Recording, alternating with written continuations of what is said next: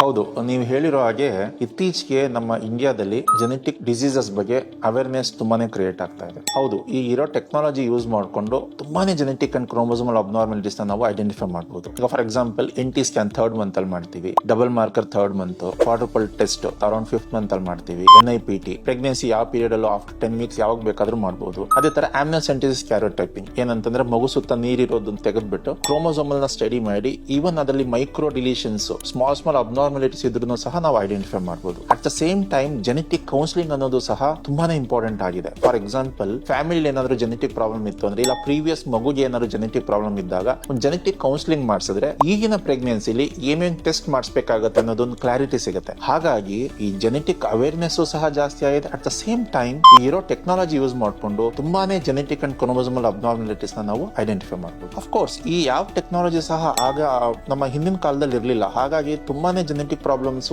ಗೊತ್ತೇ ಆಗ್ತಾ ಇರಲಿಲ್ಲ, ಐಡೆಂಟಿಫೈ ಆಗ್ತಾ ಇರಲಿಲ್ಲ. ಬಟ್ ಈಗಿನ ಸ್ಥಿತಿ ಹಾಗಿಲ್ಲ.